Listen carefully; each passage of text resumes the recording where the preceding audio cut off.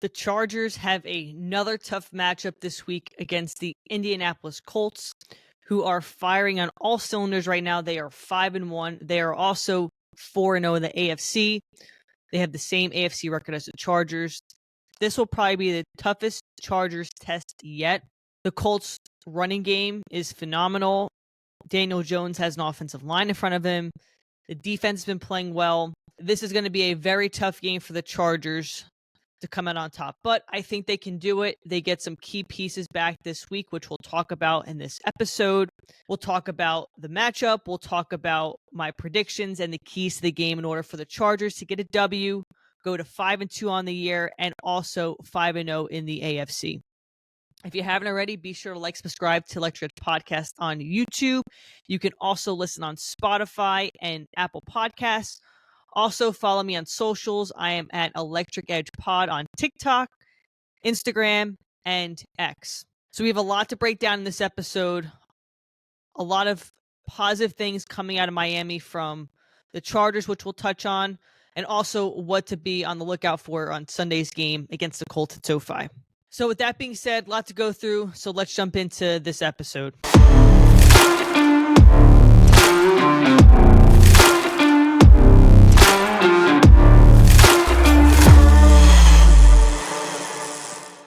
All right, so the Colts are coming to town. They're 5-1 on the year. No one expected the Colts to be this good. However, their run game has been phenomenal this year. Jonathan Taylor is lighting it up. Their offensive line, as far as PFF grades, has been very good.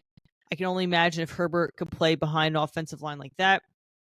And we'll touch on that offensive line. Daniel Jones has had a resurgence in the NFL after being almost a draft bust. Well, actually, he was a draft bust with the Giants. Made his way to the Vikings last year. Probably learned some things from Kevin O'Connell and how well Sam Darnold played last year. Got a shot with the Colts this year, and he's been running away with it. So, going to be a very tough matchup. I think the one key, which we'll talk about in a little bit here, is the Chargers' run defense, which is going to be critical for the Chargers to get a win this weekend. Let's jump into the Colts, what they currently look like offensively and defensively. So like I said, the Colts are 5-1 on the year. Their one loss came from the Rams this year, which I want to touch on real quick before we go into anything else. So this was their one loss of the year, and there's some key pieces that I want to take away here. So Daniel Jones, for the most part this year, has been very clean. He's protected the ball. He's made plays for the Colts to win. But in this game, he was 24-33 with 2 picks. Last week, they played the Cardinals, and he also was a bit sloppy with the ball. He had a pick as well. So that's something to keep an eye out on if we can force pressure on Daniel Jones to make some mistakes. But that's one piece of this. The second piece is Jonathan Taylor. So he was limited to 76 yards rushing. The Colts right now per game are averaging about 131 rush yards a game. So that includes Jonathan Taylor. Also, Daniel Jones has been running the ball as well. Have to contain Jonathan Taylor, keep Daniel Jones in the pocket, force him to throw and make mistakes. So 2 big takeaways that you could take from that one loss against the Rams. Limiting Jonathan Taylor to under 100 yards rushing, forcing Daniel Jones to make mistakes in the pocket and throw picks. Let's pull up these full team stats. So I want to see rushing. So, yeah, total rushing as a team, they were at 85 yards. So if you can limit the rush game for the Colts, you have a shot to win. They also had their fair share of penalties that game. 11 penalties for 88 yards. The Chargers have had their fair share of penalties the past couple weeks. They limited them against Miami, so hopefully that trend continues. But overall right now, offensively, the Colts are ranked 4th in the NFL. They average about 376 yards a game, 245 yards passing, and like I mentioned, 131 yards on the ground. Defensively, however, is where the Chargers could really take advantage here. They're ranked kind of in the middle of the pack. I think PFF has them ranked 20th, but they're giving up 329 yards of total offense a game. Passing, they're giving up 232, and rushing, they're giving up 96. So I think this is a game that Justin Herbert will need to take over, throw the ball. And we'll talk about some people coming back for the Chargers, including QJ this week. But I think the Chargers offensively are going to have to rely on Herbert throwing, which they have for most part of the year because the Colts secondary is a bit of the weak spot on that team. And right now, also through 6 weeks of play heading into week 7. The Chargers offensively are ranked 7th. They're averaging about 360 yards a game. Passing, they're averaging 240, which is about what the Colts are giving up. And then on the ground, they're averaging about 120 rush yards. So they can definitely take advantage of, like I said, the pass game. They're averaging more rush yards than the Colts are giving up. Hopefully, we can have some people come back on the offensive line and hopefully get that run game going early as well. But I wanted to touch on the Colts' PFF grades as far as his offensive line. So right now, they have team grades that are ranked overall 5th. Offensively, they're ranked 3rd. Defensively, they're ranked 20th, and special teams are ranked 8th. But I wanted to show you this. I was looking at PFF grades today, and just look at this offensive line. Their center and left guard are ranked 2nd in PFF grades. I can only wish the Chargers had this. Right? This offensive line is a big piece why they're able to effectively run the ball this year, and Daniel Jones has been able to operate at a high level this year. Also, Josh Downs is their slot receiver. He's ranked 6th in PFF grades. I have Pittman on my fantasy team who's done pretty well. But, I mean, Warren may win Rookie of the Year this year. Daniel Jones has a lot of weapons to operate with, plus a great offensive line. So the Chargers, like I said, they need to get pressure on Daniel Jones, force him to make mistakes, don't let him be able to scramble out of the pocket. And the Chargers need to clean up their run defense compared to last week. Like I said, A-Chain ran all over us last week. The week prior, Jaden Daniels and Krusky Merritt had their way with us.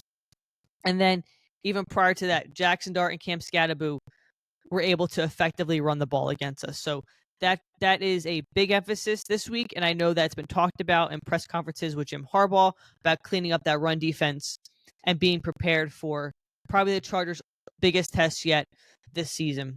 And like I mentioned, defensively, they're ranked 20th. I think the Chargers need to exploit definitely their pass defense. Their corners are ranked pretty low. Cam Bynum's had a good year this year, but their strong safety's kind of middle of the pack.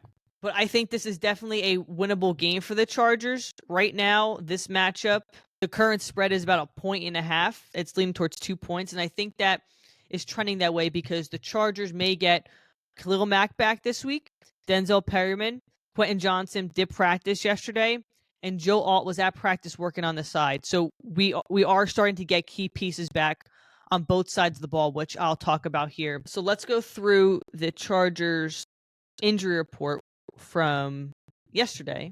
Thursday's hasn't come out yet, but some key pieces. Joe Alt, he didn't practice, but like I said, he was on the side working out. He was asked yesterday if he was going to play or not. He wasn't really sure yet.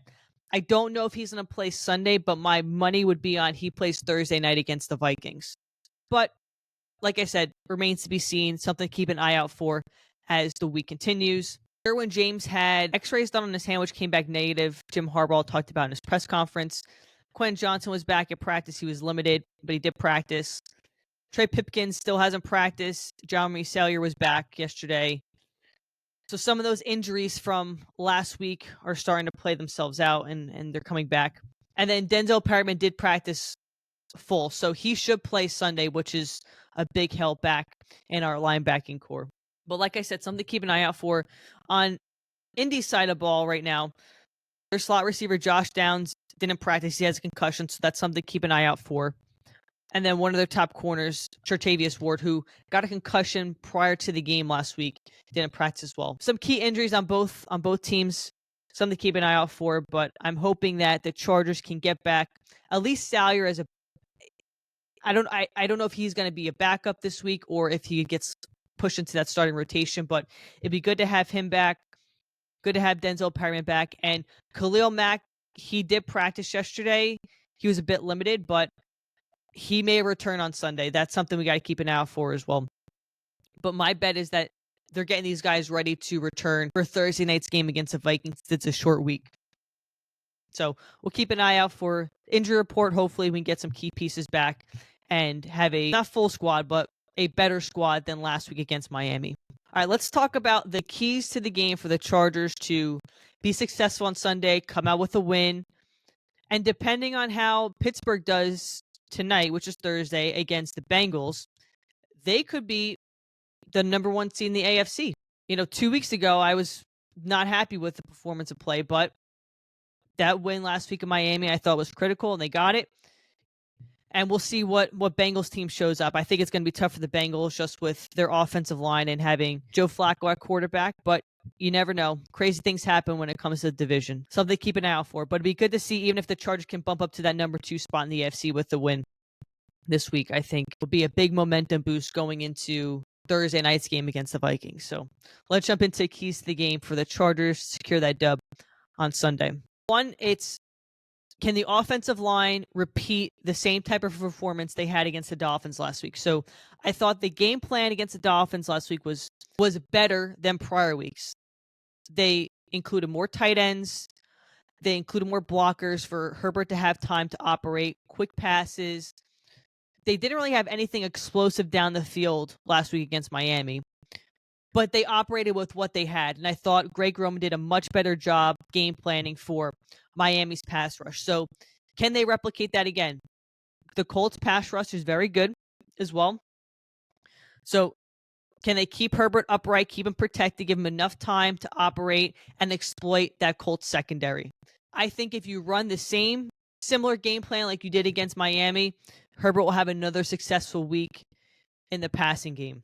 That also, in turn, should open up the run game and keep Kamani Vidal rolling.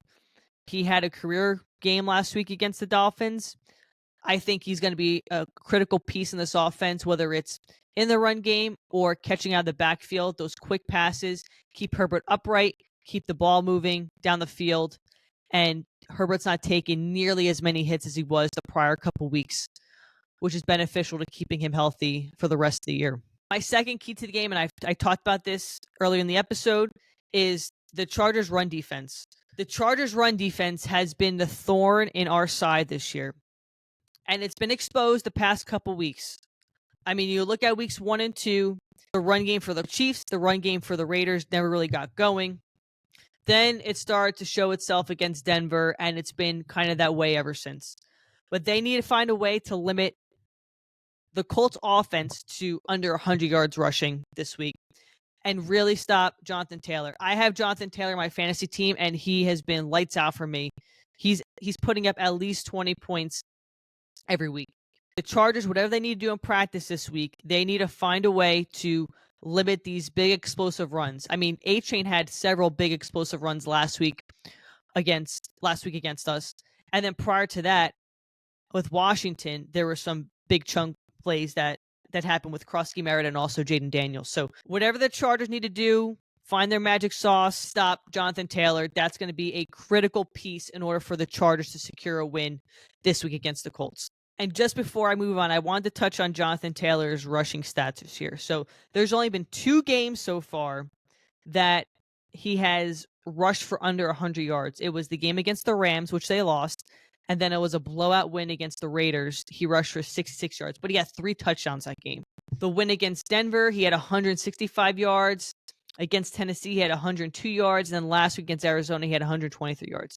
Keep him under 100 yards. You have a shot to force Daniel Jones to make mistakes and win the turnover battle and ultimately win the game on Sunday. This has been another topic that I've talked about in probably all of my episodes, and it really got emphasized last week against Miami with the 5 field goals, is the Chargers need to score in the red zone. I don't know what they need to do at practice or what scheme Greg Roman has to come up with, but against a team like this, who is number 1 in the AFC, they need to find a way. If they're in the red zone, field goals are not an option. You have to score. Last week against the Dolphins, the Chargers had that one play where Kamani Vidal came out the backfield, short pass, ran to the end zone. They need to figure out something. You are not going to win against a team like this if you continue to settle for field goals in the red zone. And this has been, like I said, this has been an issue all year. I think Daniel Popper put out a stat during the game last week that the Chargers were 5 for 16 in red zone efficiency this year. Got to find a way to score, especially with a team like the Colts that puts up a lot of points. I mean, I was looking at their schedule so far. They won 33-8 against the Dolphins. They put up 29 points against the Broncos. They put up 41 points against the Titans. They put up 20 points against the Rams. They put up 40 against the Raiders, and they put up 31 last week against the Cardinals. Got to find a way to score. Has to be done. So hopefully this is being addressed in practice this week. Red zone efficiency, finding a way to put the ball in the end zone instead of settling for 3 points. Last week, the Chargers did a much better job of this, limiting penalties. Right, we didn't have 10 penalties last week. We had 7 penalties last week for 45 yards. I think that could also still be cleaned up, but can't give up a tremendous amount of penalty yards to a team like the Colts because they will capitalize on it. You need to beat them in a penalty game too. I want to check real quick how many penalties the Colts had last week against the Cardinals. The Colts had 5 penalties for 40 yards, and they're going to make many mistakes. Got to win the penalty battle, and also we did a great job of this last week against the Dolphins, winning the turnover battle. We had 1 turnover, which was Gadsden's fumble. The Dolphins had 3 picks. Forced pressure on Daniel Jones. Right, he's playing at a great level, but from his track record, we know that he will make mistakes and force throws that shouldn't be thrown. Force him to make mistakes, win the turnover battle. That is a big key in order to get a win against this high-caliber team coming into SoFi on Sunday. And like I said, the Chargers cleaned that up, a lot of that up last week against the Dolphins. So I'm hoping this week, going into this matchup, that continues. They get better at practice. We limit penalties, and we find a way to get turnovers on defense. And this is a piece that the Chargers really can't control, but I think it's important to talk about, is hopefully getting some of these key players back. I talked about the injury report a few minutes ago, and we get Khalil Mack back, which that's still iffy. Denzel Perryman should be back this week. Quentin Johnson hopefully can play this week. And Joe Alt's a big question mark. I mean, putting Joe Alt back on that line, you're almost at your starting 5 that you started off with the season. Trey Pipkins, haven't heard anything about him yet as far as his status. Like I said, he didn't practice yesterday, which was Wednesday. He has a knee issue, so that's TBD, and we'll see how the injury report plays out. But if you can get Alt back, man, that is a different offensive line. And to be fair, our backup tackles did what they could do last week against the Dolphins, but it's a different defense coming in this week. The Colts pass rush is good. On that defensive line, they have Latu, who's a defensive end. He's graded 90 right now. He's ranked 7th out of 110 edge rushers. And he's going to be one-on-one with, if Pipkins plays, it'd be Pipkins. If not, it's going to be Bobby Hart.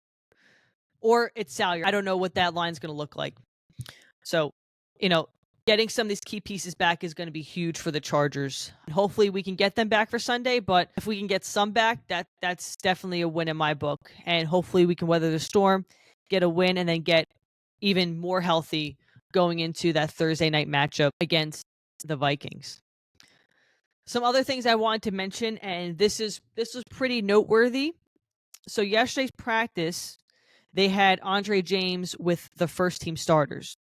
Now, I've been an advocate of they need to try other options at center. I've gotten pushback from some Charger fans. Other fans agree 100% with me. Some analysts agree as well that the Chargers need to try something else at center. So Andre James did get reps with the first team. And I don't even think in training camp Andre James got reps with the first team. I think during training camp there was that transition of possibly putting Zion at center and moving Bozen around. So that is something that I'm waiting to see if is mentioned in any press conferences today, but that is something to keep an eye out on. And I want to pull this up real quick. So this is Bradley Bozen's PFF grades for this year. He's ranked 34th out of 35th. If I'm looking at this from a non-biased view, if I have someone who is on my starting line who is ranked almost dead last as far as starting centers in the NFL, and by the way, there's only 32, right? And he's ranked 34th. Why wouldn't I try something else? And Andre James has been a starting center in this league, right? This was his 2023 season. He was ranked 11th out of 56 centers. You can't tell me that we aren't at a point where we need to try something else. I get it, Bozen's a captain, but I'm still an advocate of we need to try something else at the center position. But it is interesting that the coaching staff finally have gotten Andre James reps with the first team. And like I said, I don't know the context behind it as to why. There was just pictures that came out yesterday from practice, and he was with that first string offense. So something to keep an eye out on as the week progresses. Some other things that came out this week I wanted to touch on is that the Chargers have been making calls for an offensive tackle and a running back. Now, some names that I saw pop up, and one name that has been mentioned is Evan Neal as a tackle. He's a tackle guard that's coming from the Giants. I would be okay picking him up. I think Bill Barnwell put out his trade predictions, and he was on there. And then as far as running backs, I saw calling the Browns for Jerome Ford, which I also like. I don't think the Chargers need a running back like a Breece Hall, or even I've seen trade rumors swirl around about Derrick Henry. I think having someone like Jerome Ford would be a great fill-in, especially we know Hampton's coming back this year. This was the Bill Barnwell's proposed trade. So it'd be the Chargers get Jerome Ford in a 2027 seventh rounder, and the Browns would get a 2027 sixth rounder. I think that's a win-win trade. Joe Ortiz gets a draft pick back, which he's big on keeping his picks. And then for the Evan Neal trade, the Chargers would get Evan Neal in a 2028 seventh rounder, and the Giants would get a 2028 sixth rounder. I think those are good trades for the Chargers if they happen. But, I know that there's been news. I think Adam Schefter put it out too, that the Chargers have been calling definitely for a running back, but they are also in the market for an offensive lineman. And the trade deadline is November 4th, so it's rapidly approaching, but the Chargers do have some time. But I think that the urgency is now to get some other bodies in the room because the Chiefs are coming. The Broncos are 4-2 as well. So it's going to be a very competitive AFC West once again this year. I think the Chargers have the talent, especially if we can get everyone back healthy to make a run. It's just I think there's one or two pieces we can add to really solidify our place in the AFC this year and possibly win the division, which I thought the Chargers would this year prior to the Slater injury. But I think the AFC is wide open, and the Chargers could be one of those teams that takes it all this year. If we can get healthy, get some other pieces in the room, keep Herbert healthy, I think that we can make a good run in the AFC this year. But that remains to be seen. We've got to be 1 week at a time. The Chargers need to take care of business Sunday against the Colts. That is the first task, and then keep it rolling. So if you haven't already, be sure to subscribe to the Coach Podcast on YouTube. Like I said, you can also listen on Spotify and Apple Podcasts. Follow me on socials at Electric Edge Pod.